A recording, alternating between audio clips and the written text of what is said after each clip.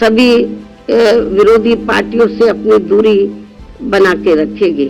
हमारी पार्टी यहाँ किसी भी गठबंधन व पार्टी के साथ मिलकर ये चुनाव नहीं लड़ेगी।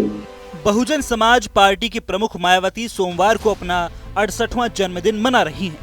इसी बीच उन्होंने कांग्रेस, समाजवादी पार्टी और बीजेपी पर हमला बोला है। मायावती ने सपा प्रमुख अखिलेश यादव को गिरगिट की तरह रंग बदलने वाला करार दिया है। साथ ही साथ उन्होंने एक बड़ी घोषणा की है कि वो लोकसभा चुनाव अपने दम पर अकेले ही लड़ेंगी। उनकी पार्टी किसी भी गठबंधन से मिलकर चुनाव नहीं लड़ेगी।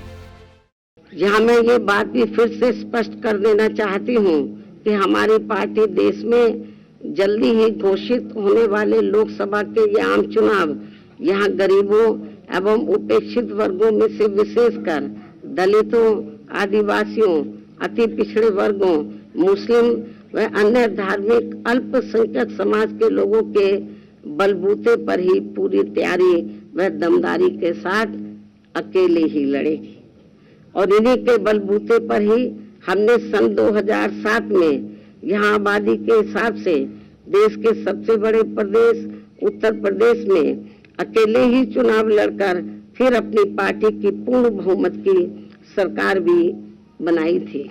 मायावती ने कहा कि अब देश में लोकसभा चुनाव होने में कम समय रह गया है। अगर मेरे दिशा निर्देश में पार्टी के लोग अच्छा रिजल्ट लाते हैं तो यही मेरे बर्थडे पर उनकी तरफ से मेरे लिए उपहार होगा।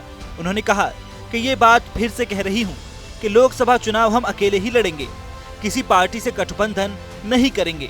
हमारी पार्टी अकेले इसलिए लड़ती है क्योंकि सर्वोच्च नेतृत्व दलित समाज से है। हमारा वोट तो ट्रांसफर हो जाता है, लेकिन गठबंधन का वोट हमारे में ट्रांसफर नहीं होता।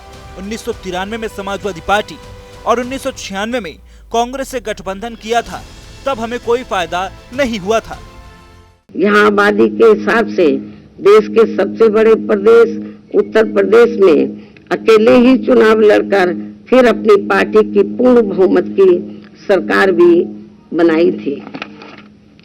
इसलिए अपने इस अनुभव को भी खास ध्यान में रखकर हमारी पार्टी लोकसभा के आम चुनाव अकेले ही लड़ेगी तथा देश की जातिवादी, पूंजीवादी, संकीर्ण व सांप्रदायिक सोच रखने वाली सभी विरोधी पार्टियों से अपनी दूरी बना के रखेगी।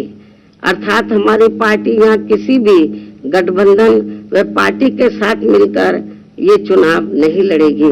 उन्होंने कहा कि गठबंधन को लेकर हमारा अनुभव यही रहा है कि गठबंधन में हमें नुकसान ज्यादा होता है। इसी वजह से देश में ज्यादातर दल बीएसपी के साथ गठबंधन करना चाहते हैं। चुनाव बाद गठबंधन करने पर विचार किया जा सकता है। मायावती ने आगे कहा कि ईवीएम में काफी धांधली हो रही है, इसलिए बीएसपी को नुकसान हो रहा है।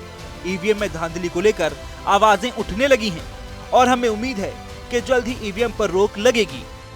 चुनाव में ईवीएम में काफी धांधली व बेईमानी आदि हो रही है, ऐसी यह आम धारणा है, जिसकी खास वजह से अब हमारी पार्टी को भी यूपी सहित पूरे देश में काफी कुछ नुकसान हो रहा है।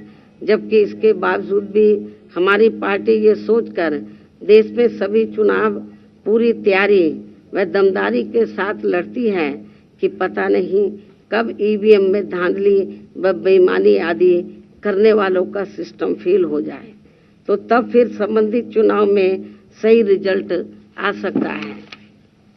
हालांकि अब ईवीएम के विरोध में काफी आवाजें भी उठने लगी हैं। ऐसे में ये सिस्टम कभी भी खत्म हो सकता है। बसपा प्रमुख ने कहा कि 4 बार हमारी सरकार रही है, हमने दलितों के लिए काम किया है। मुफ्त राशन देकर गुलाम बनाने की कोशिश की जा रही है। धर्म और संस्कृति की आड़ में जो राजनीति की जा रही है वो लोकतंत्र के लिए ठीक नहीं है। कांग्रेस और बीजेपी के अलावा इनके सहयोगी दलों का व्यवहार जातिवादी और संप्रदायवादी रहा है।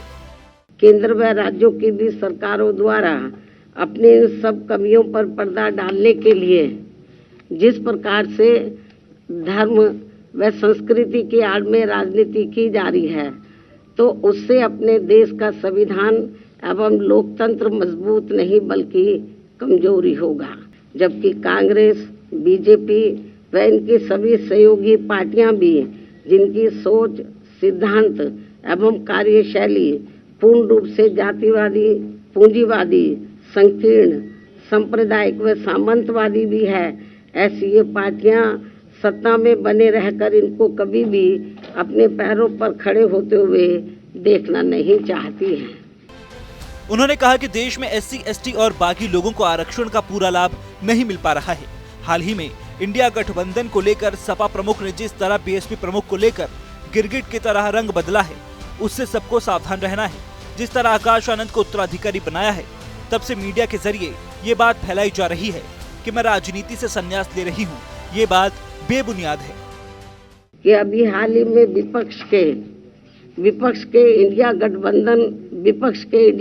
गठबंधन को लेकर जिस प्रकार से सपा मुखिया ने एक सोची समझी रणनीति के तहत BSP के लोगों को गुमराह करने के उद्देश्य से कुछ ही घंटों के अंदर BSP प्रमुख के प्रति गिरगिट की तरह अपना रंग बदला है, तो उससे भी पार्टी के लोगों को जरूर सावधान रहना है।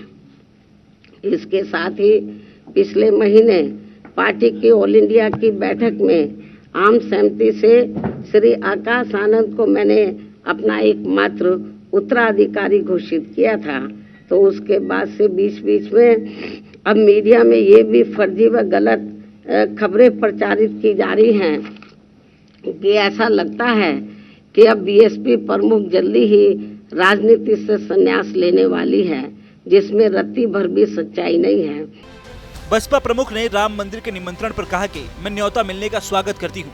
मेरा जो भी फैसला होगा वो आपके सामने आ जाएगा। मैं अपनी पार्टी के कार्यक्रम को लेकर व्यस्त हूँ। इसको लेकर हमें और हमारी पार्टी को कोई एतराज नहीं है। उन्होंने कहा कि अगर बाबरी मस्जिद का कोई कार्यक्रम होता है तो मैं उसका भी स्वागत करती हूँ।